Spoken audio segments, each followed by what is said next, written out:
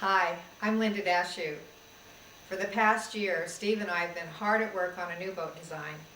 We've had numerous emails and phone calls requesting information, so we made this brief video to give you some background on the design and a feeling for where we're headed with the boat. While this new Ocean Voyager may look radically different to you, she's based on our design work of the past 25 years. So perhaps a few historical comments are in order.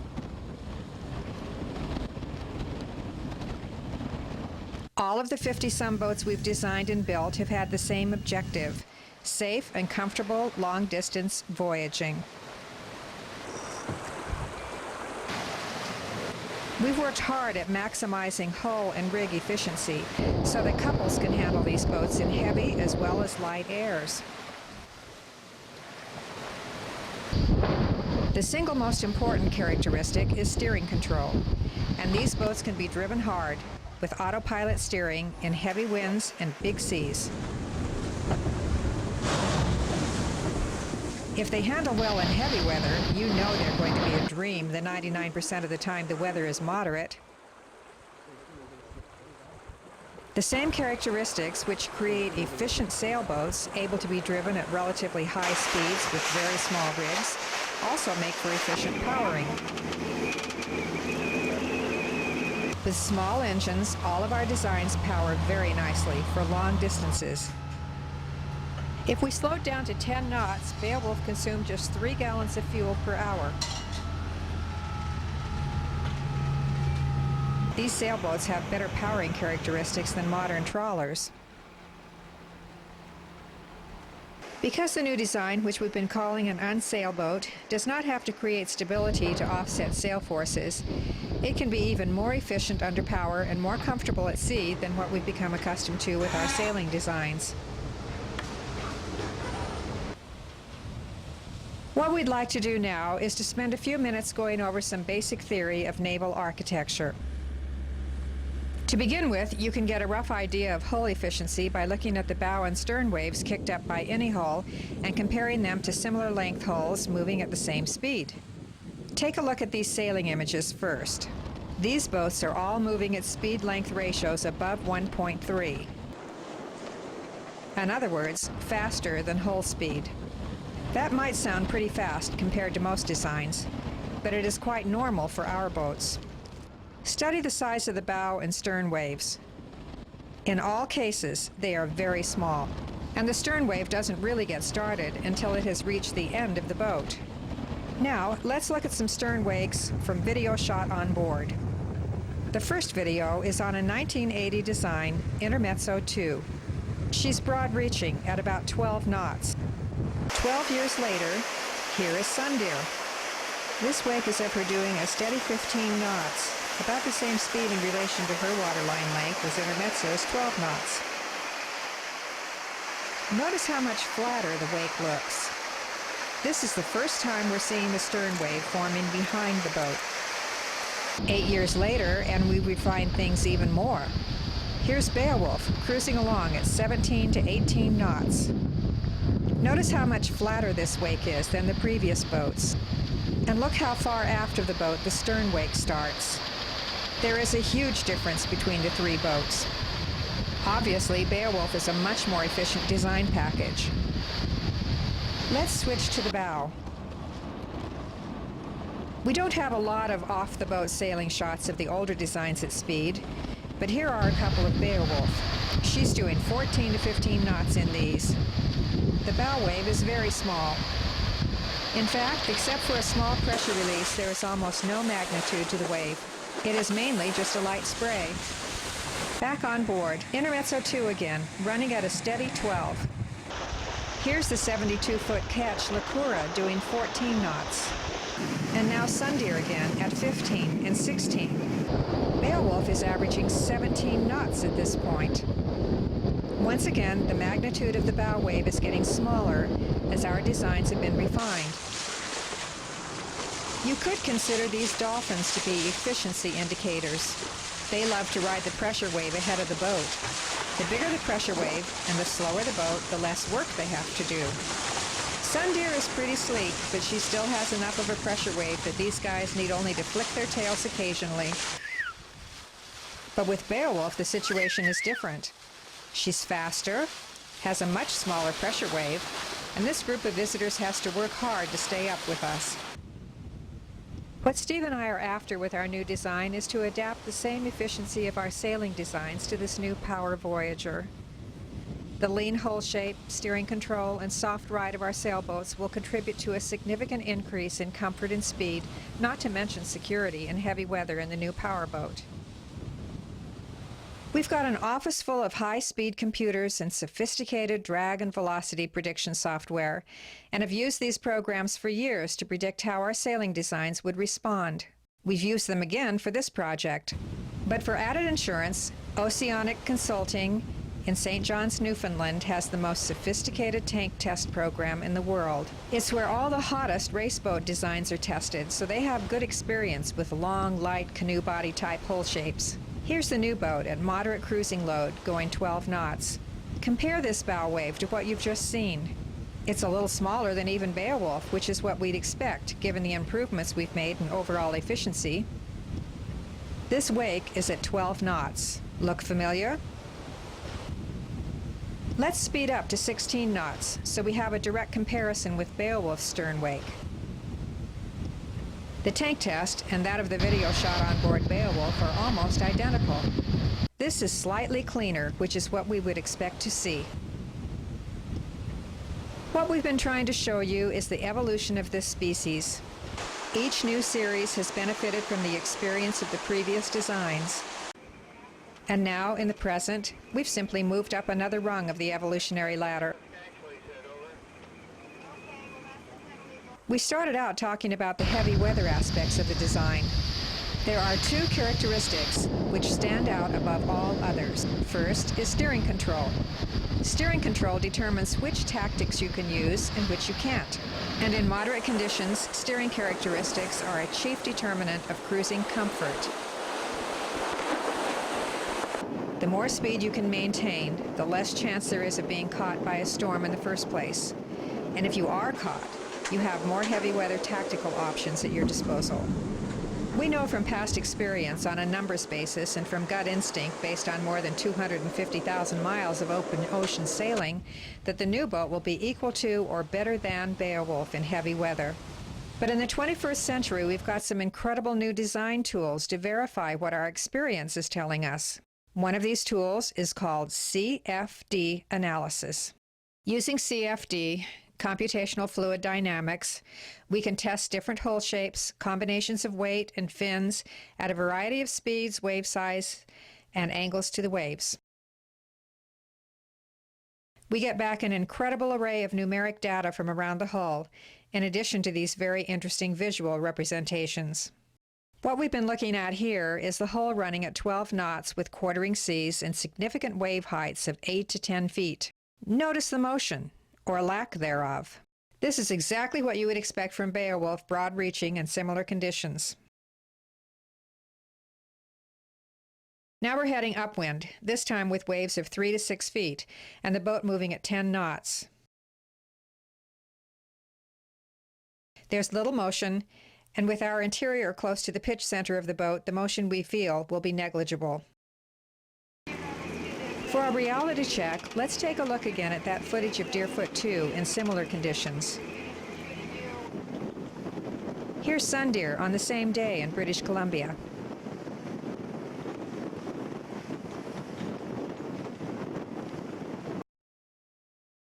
In this CFD strip, the new boat is facing Sea State 7.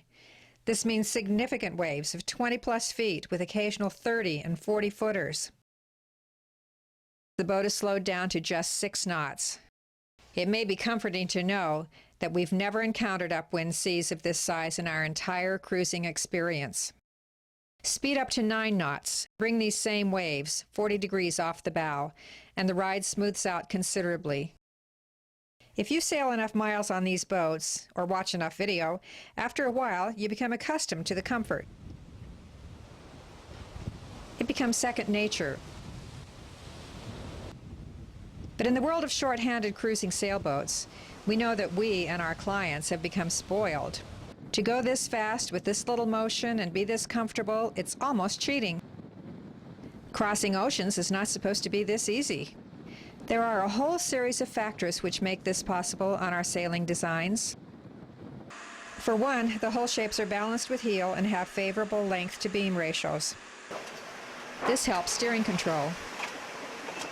This combination of hull shape and boat speed creates a dynamically stable system, which gets more stable the faster it goes.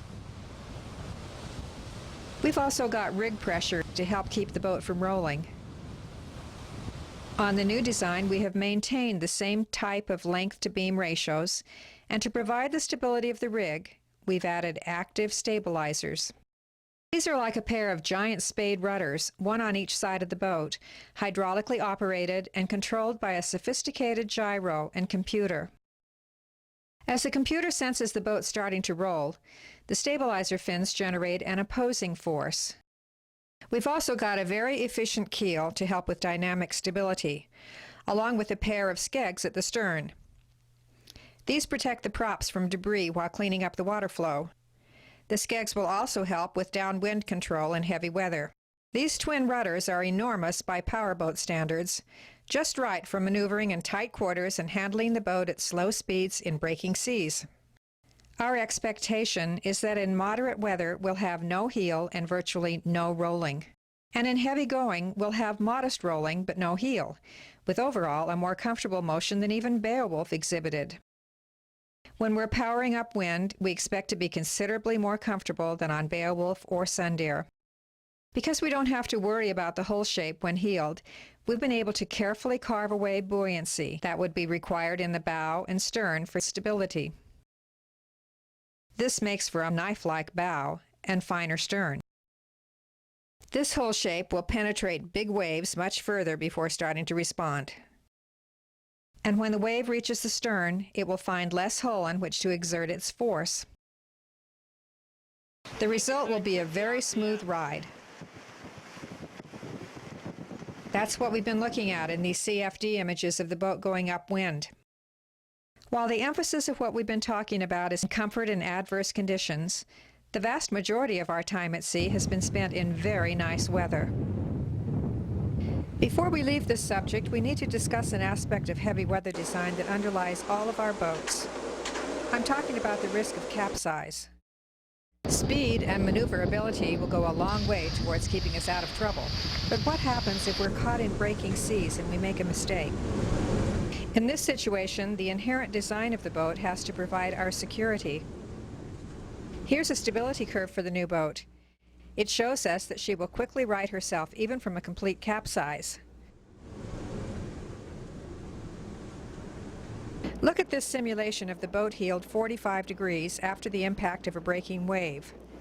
What we want to happen is for the boat to skid sideways with the force of the wave. Skidding allows more time to dissipate wave energy and reduces the risk of capsize. Notice how the deck edge is barely immersed and the port side foils are out of the water. The more the boat heels, the easier it slips along with the wave. Another factor is the natural angle of the boat on the wave crest. Ideally, you want the hull to head down the wave bow first. This reduces wave impact on the aft deck where our dinghies are stored and allows the hull to assume a position that has more resistance to capsize. With our fins well aft and the forward quarter of the hull totally out of the water, there is a natural tendency to assume this ideal attitude. Let's look at the hull knocked down to 90 degrees. At this point, only the starboard stabilizer is providing resistance. The engine room air intakes are built into the aft deck breakwaters. These have downpipes which drop deep into the hull. At this angle, the air intakes are still well above the waterline. Notice how the deck hatches and offset watertight door into the saloon are still clear of the waterline. Here's what it looks like knocked down to the point of vanishing stability, 135 degrees. It's nice knowing that even in a full capsize, the boat will come back upright. The air intake downpipes into the engine room are still well above the heeled waterline. We don't dwell on capsize or even heavy weather when we're cruising. So you're probably wondering why all the emphasis on weather that's so rare. The answer has two parts. First, we want you to know we've got a boat under us that will deal with anything Mother Nature dishes up. And that gives us a wide array of tools with which to take her on.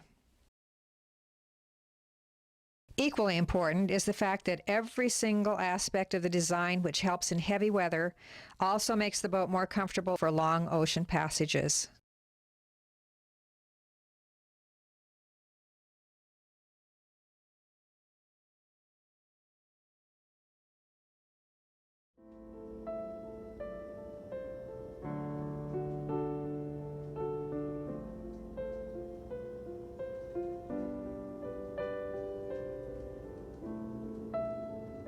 Welcome back aboard.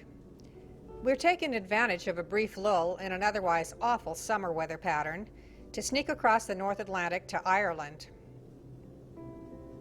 The breeze is temporarily behind us, and we're pushing along at 11 knots, so we get in before the headwinds return.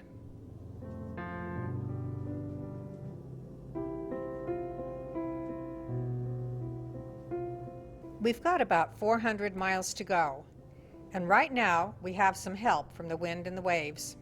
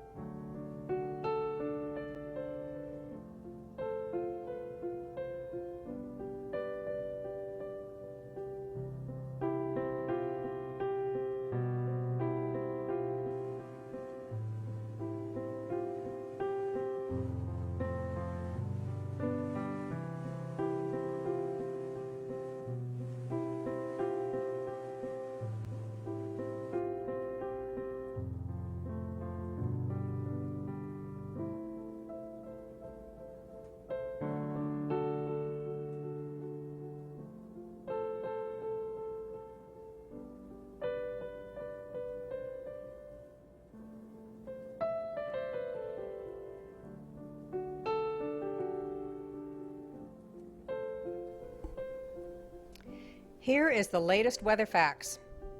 The red dot is our position. It's easy to see where this breeze comes from. You might get the idea from the surfing we've shown you in previous sections that we enjoy this. You are 100% right.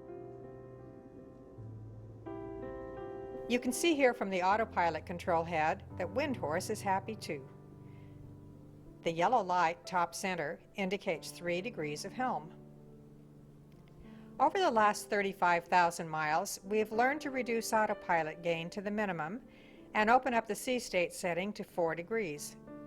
Essentially, the autopilot is on vacation and Windhorse steers herself.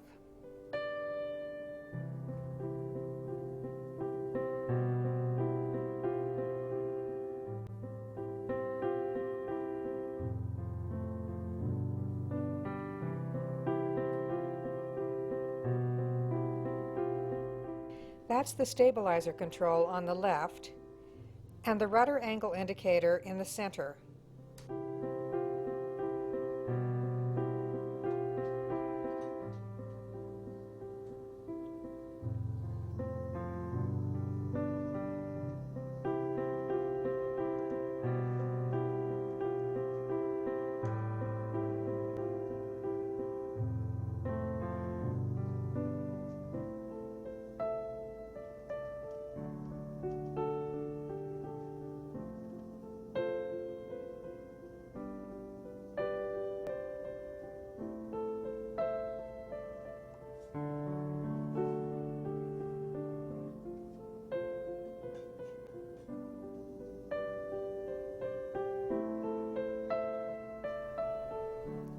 Even though we've been running in seas to 20 feet, Windhorse has kept us nice and comfy.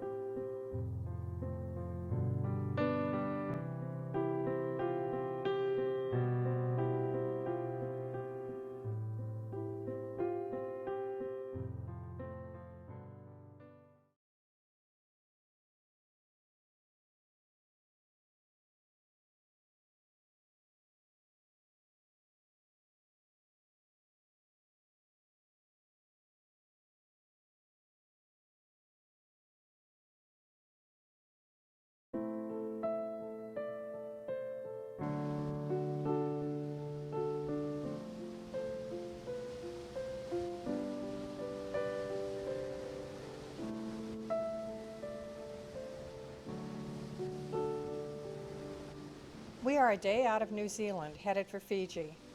It's blowing a fresh gale, just what we want to test the boat on our first ocean passage. The breeze is a steady 35 knots, gusting higher in the squalls.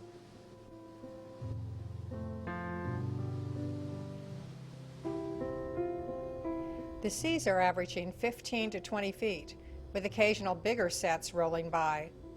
As the front has recently passed through, these are from stern and bow quarters.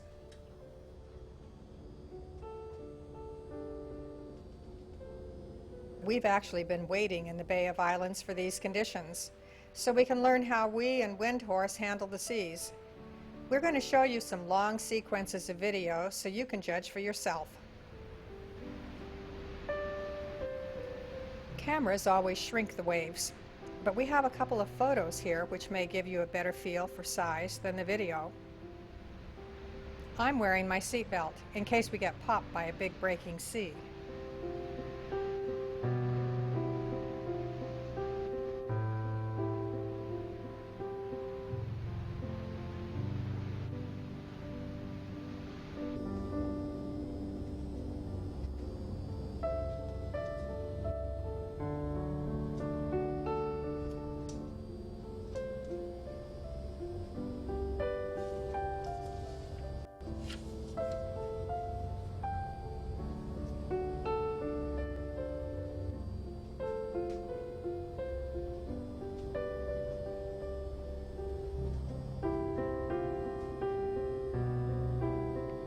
The most impressive thing so far is how little these big seas affect our motion.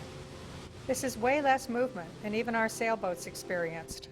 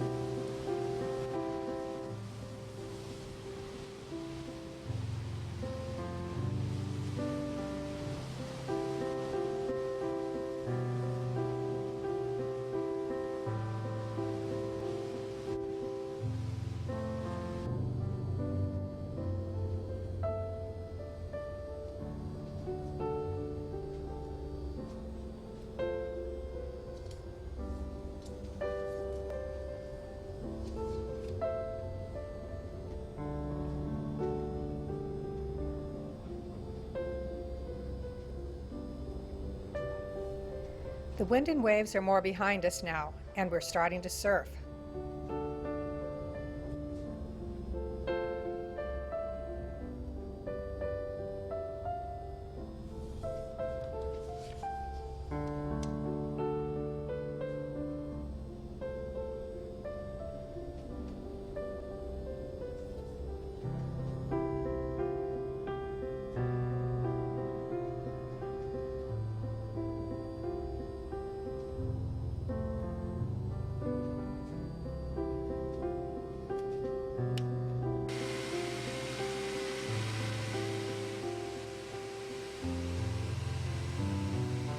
This is the steering tiller on one of our two rudders. Watch how little rudder action is required to hold us on course surfing these waves. The inset shows the autopilot control head. When you see the center top yellow light blink to one side, it represents 3 degrees of rudder angle being applied.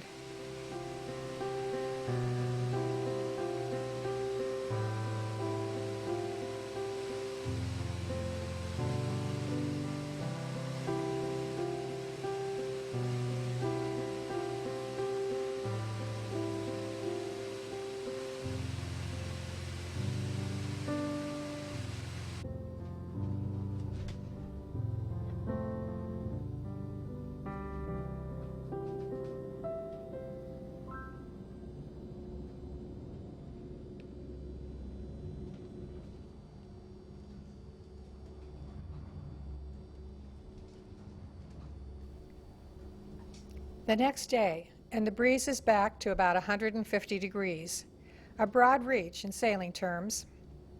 Waves have lengthened out, and we are surfing more now.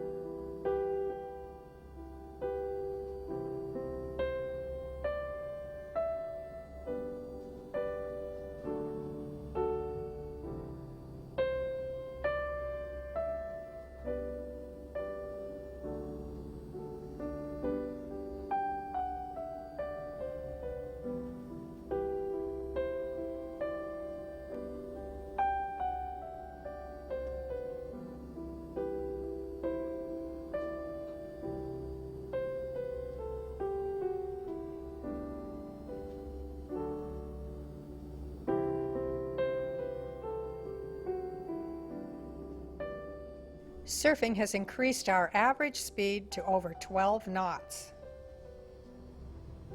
And we are seeing top speeds on the waves of 18 knots.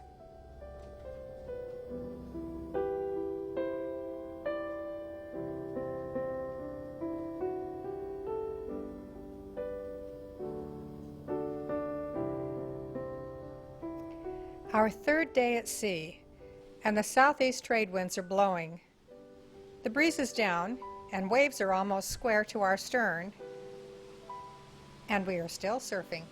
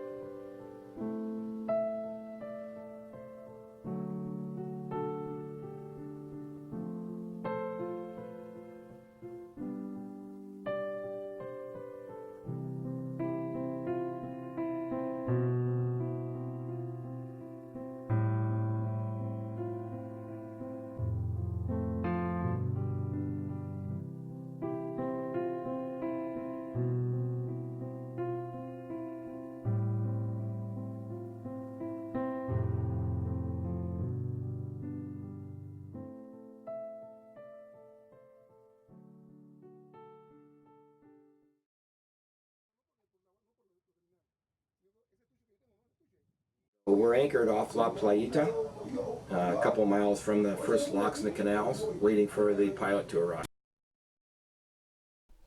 It is 0700, and we're having breakfast with our crew of 4 line handlers.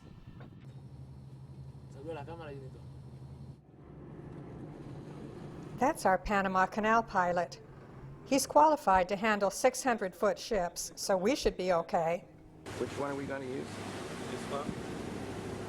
Stay away from this area. Okay. You can go like this, by here. After that, you can go by the middle. We are going to go through the first set of locks rafted with this tug. That's the easiest way to transit, as the tug crew adjusts their lines as the water level rises, and we just sit. These guys are just in from Cape Horn and are going to raft alongside us.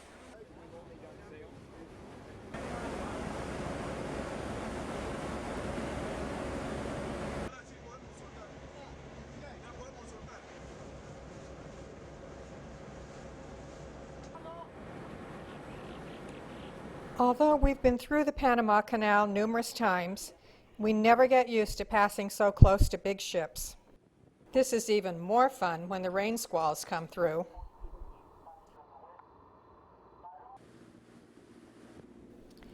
There's a narrow spot in the cut ahead, and the pilot has us slow down and pull over to the edge of the channel, so these ships have room to pass each other. With more room now, we're going to take this guy's stern,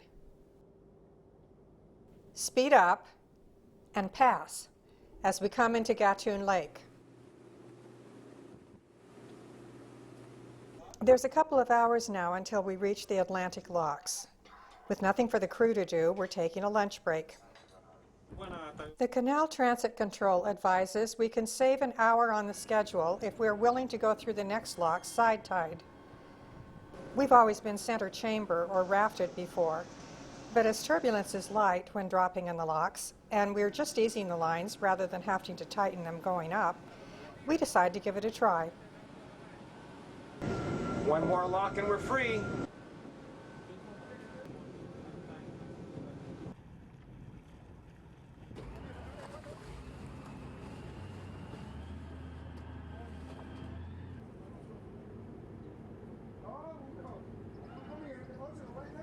Guys.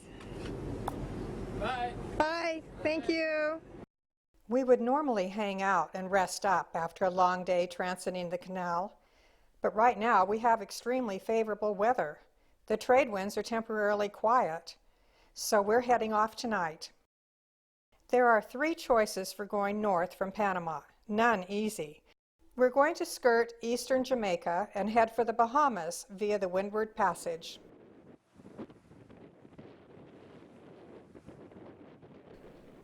We've been through the Bahamas many times in the last 30-plus years.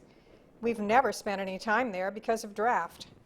Now, with Windhorse needing just 5 feet to float, we're going to check out this island nation.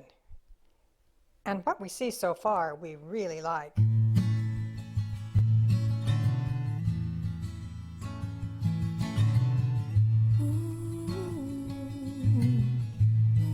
There are hundreds of these islands and thousands of miles of beaches.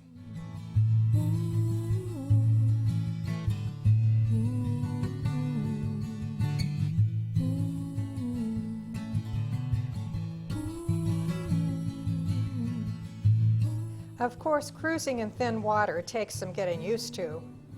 But after a couple of weeks here, when we see 17 feet, it feels really deep.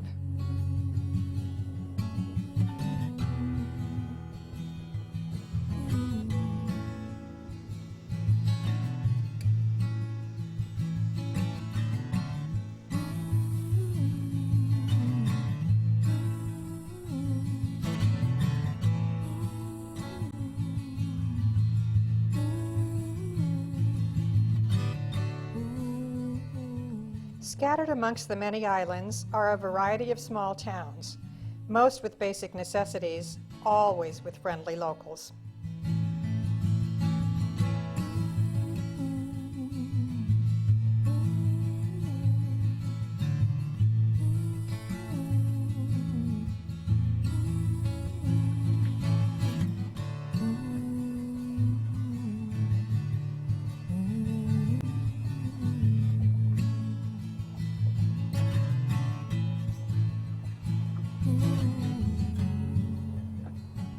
Wardwick Wells, a pristine national park, is our favorite. You could spend weeks here just enjoying the beauty and quiet.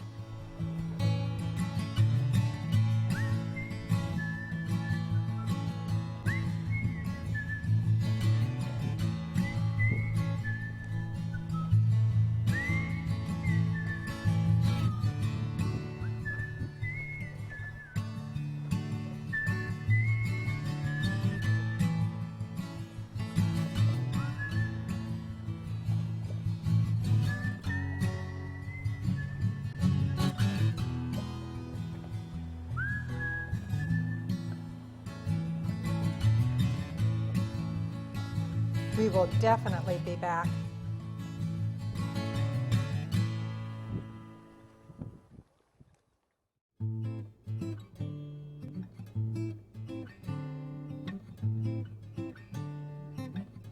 We're in the middle of the strait between Cape Breton Island and Newfoundland. The locals call this the Chuck because of the steep seas the wind kicks up. And we thought you might like to see how Windhorse handles these conditions.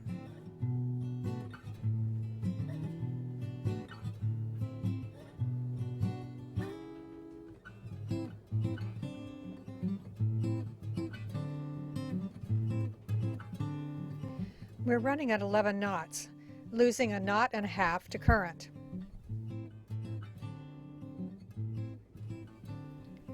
The combination of our hull shape and active stabilizers is keeping us nice and steady in these 6 to 8 foot seas. Seas like these are actually harder on motion than bigger, longer period waves.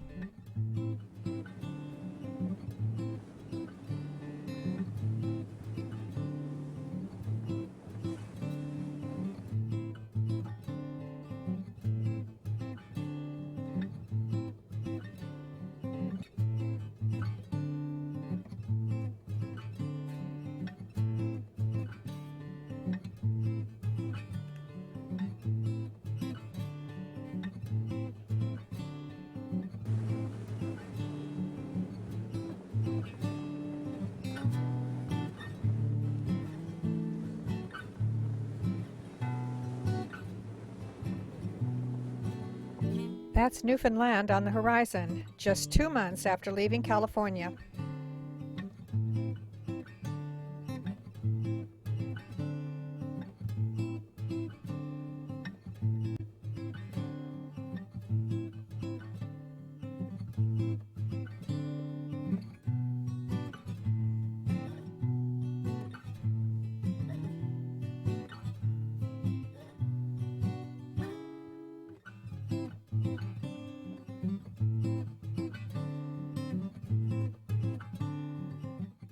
We thought we'd show you why we came to Labrador.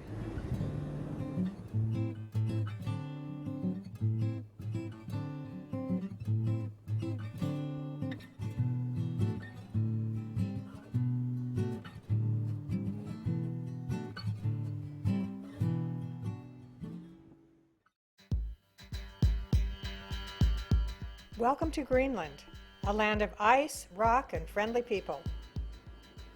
Disco Bay is home to the most prolific tidewater glacier in the Northern Hemisphere, so there's lots of ice around.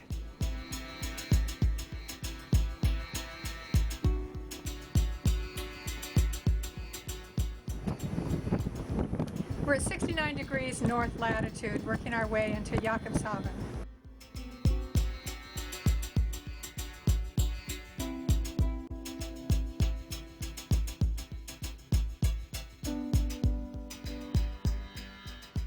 We are using radar as well as visual observation to pick our way through the bergs.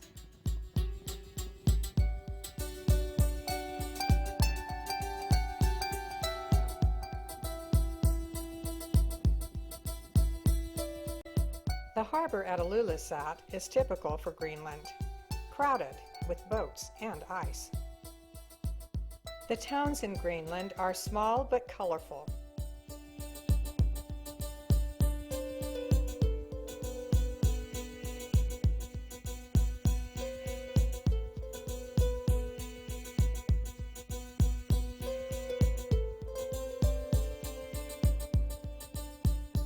Jakobshavn Glacier, one of nature's most amazing sights.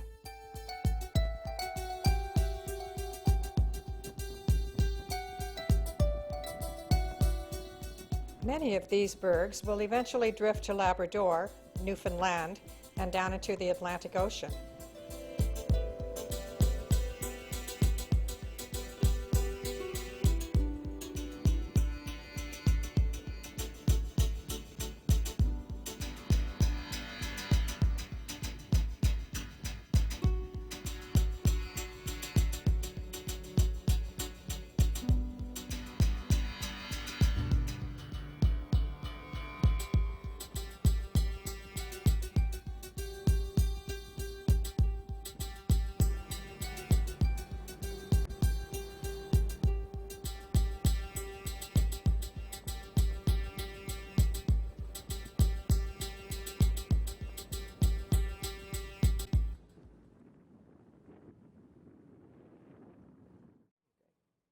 We saved the best for last.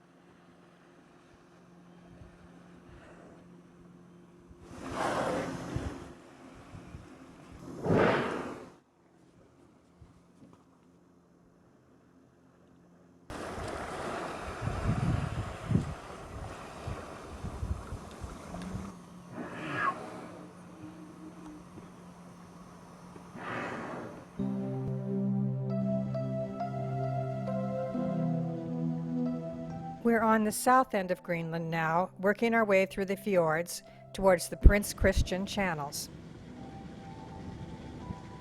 There's still plenty of ice, but it's smaller here than further north.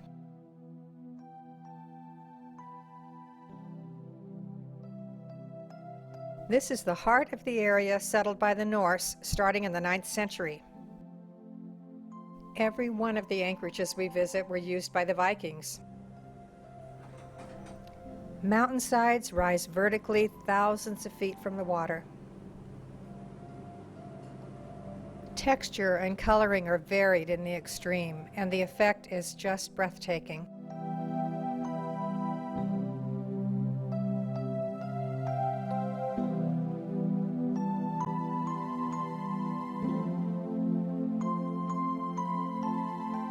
Charts throughout Greenland have few soundings.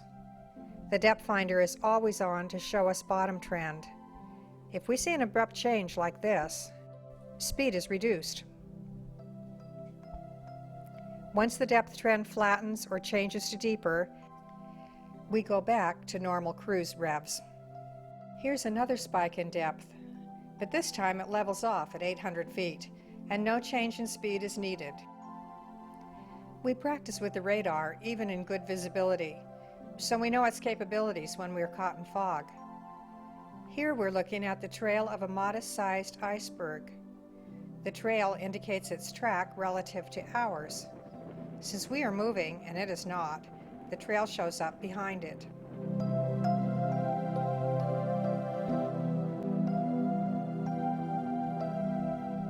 The channels often have choke spots of ice through which we have to work.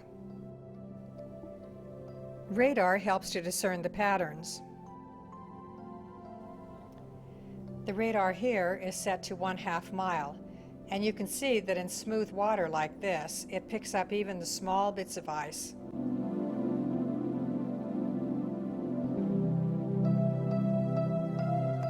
Another area of ice, this time mid-channel.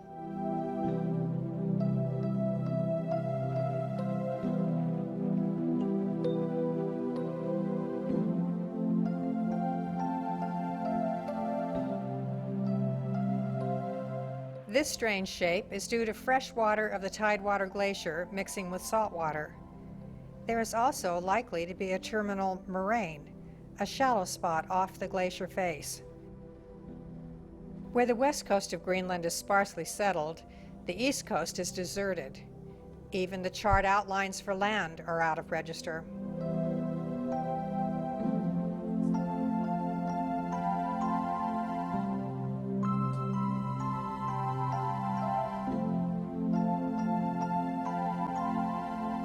We are working our way into Lindenau Fjord using radar and sonar.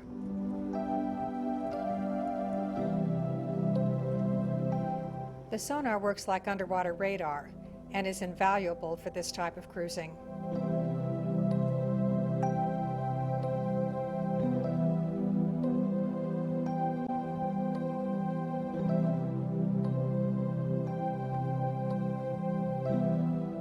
As the channel narrows, we reduce our speed.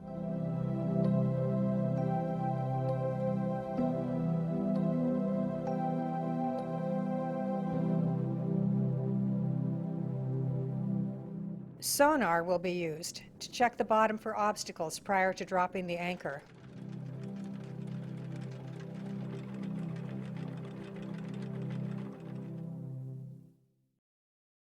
This is our last anchorage in Greenland. Tomorrow we head across the North Atlantic to Ireland.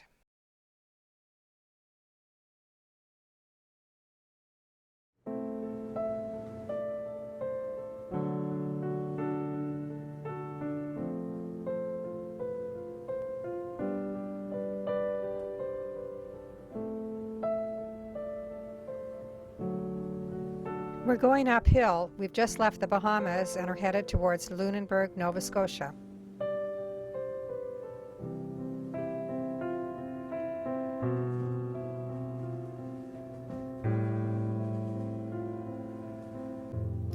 We're in the Gulf Stream.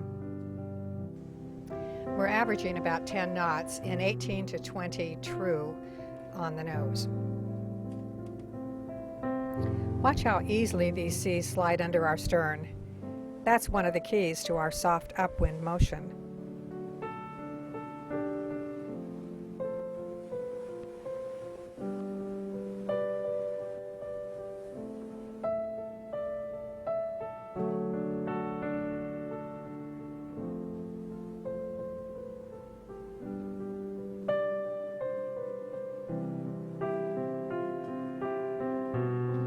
Here we are the next day. We're still going uphill, but the breeze has dropped significantly.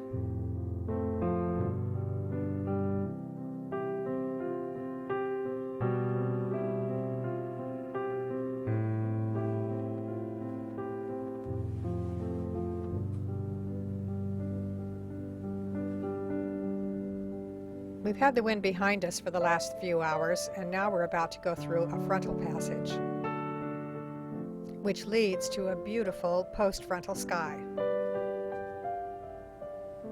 Windhorse completed this voyage in 5 days and 3 hours, just in time for dinner ashore with friends.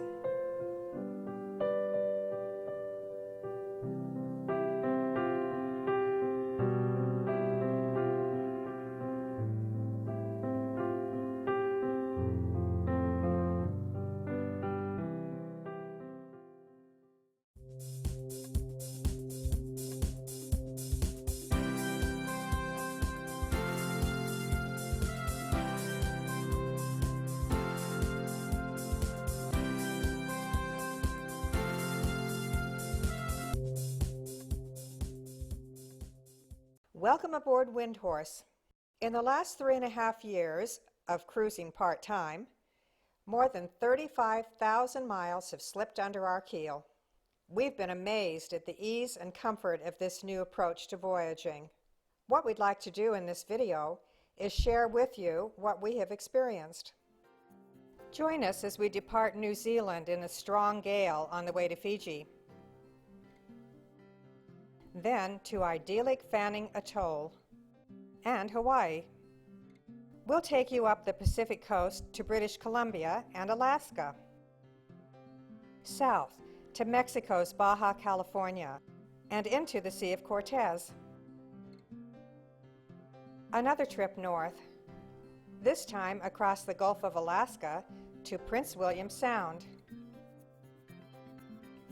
This will show you what created a desire for more high-latitude cruising. Next, you'll join us for a 2,900-mile passage to Panama.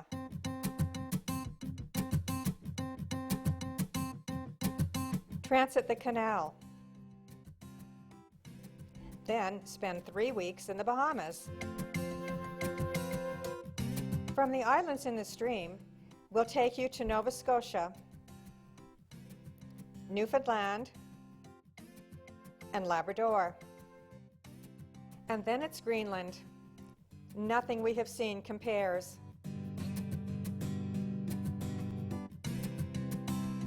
Finally, you will journey across the North Atlantic, sharing a compression gale in the process, on a 5-day trip to Ireland.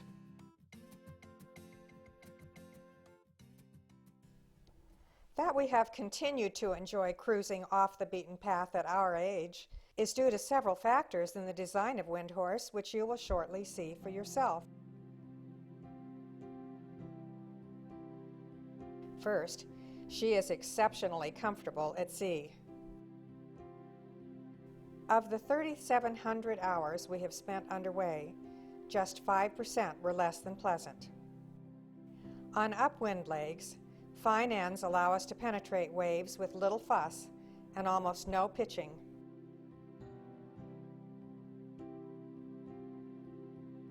In beam seas, even really big ones, there is little heel and considerably less motion than one of our sailboats. And she surfs beautifully, tracking down the waves with almost no autopilot input. Windhorse exhibits the same type of bow lift and downwind control characteristics we've been used to under sail. The bottom line is that we can comfortably maintain high average speeds in all sorts of weather. And this allows us more options on where to go. We could go on about the design and construction of Windhorse, but this is already covered in detail on setsail.com. So enjoy the following video, and we'll see you out there cruising.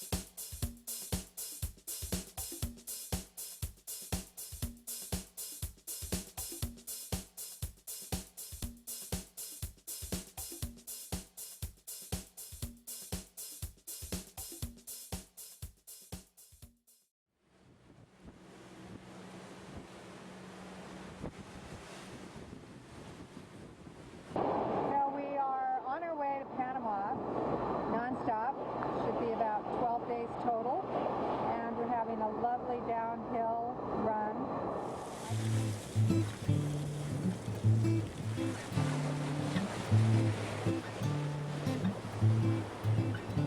We're going to try and give you a feel for what a long passage is like on Windhorse. Right now, we have a lovely breeze behind us and are surfing down the coast of Mexico.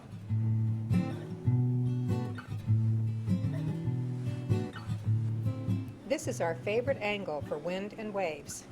We get to surf, Windhorse is faster, and we consume less diesel fuel.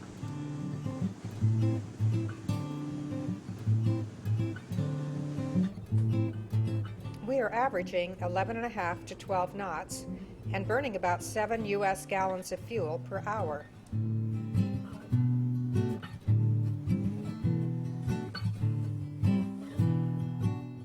When the conditions are pleasant like this, we often stand watch or just relax on the flying bridge.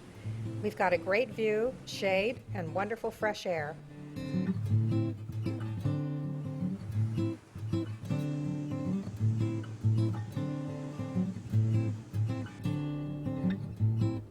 galley is a focal point at sea. I'm able to cook the same type of meals underway that I do on land or at anchor.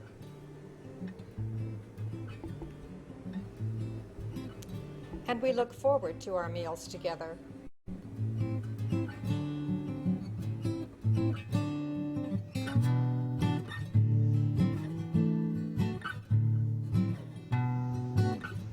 Okay, beautiful, calm Saturday. Good time to get some chores done. Thought we better wash the windows and put our rainecks on.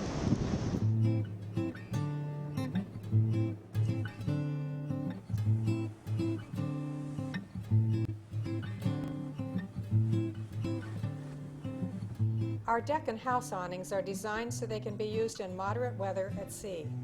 They reduce the heat load and need for air conditioning, which saves fuel.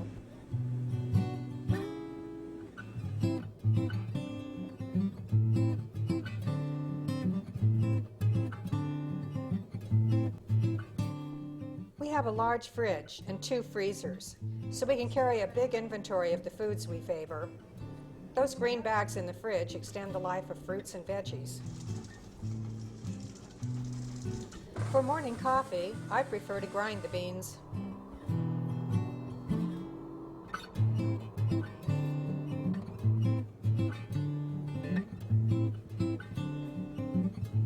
We're off the coast of Central America now, and the breeze has dropped off. We expect the weather to remain this way until we get to Panama. The combined galley, salon, and bridge area ensures that we all have 360-degree views and that we can see the nav instruments from anywhere inside. The green streak on the radar represents the trail of a target. Sometimes there are a lot of targets to watch. The radar calculates the speed and heading of targets and alerts us if there's a collision risk. We are sandwiched here between 2 ships, and this is the target data. There's a mile of separation, and we're going to thread the needle. It takes a couple of days for our bodies to adjust to the sleep patterns required by just 2 of us keeping watch. But once we've adapted to the new rhythm, the voyage could go on forever. Our days settled into a comfortable routine. Meals are focus, of course. And we spent a lot of time communicating via email. If we're outside the shipping lanes, we may watch a movie or 2. Part of the watch-keeping routine is making hourly log entries.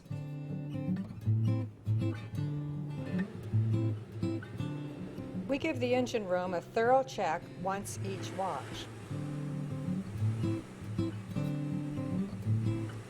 This takes about 5 minutes and includes looking at all the critical systems.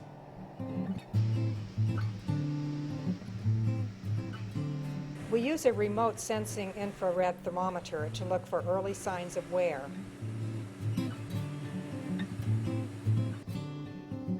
There's a home-size washer and dryer in the great room, and it's in daily use at sea. We're always on the lookout for interesting vessels. Today we have the pleasure of chatting with this majestic Spanish Navy training ship. The wind has gone on the nose, a sign that we're entering the Gulf of Panama, and this voyage is almost over. Of all the long voyages we've done over the years, this one has been the easiest. And now we're looking forward to exploring Panama.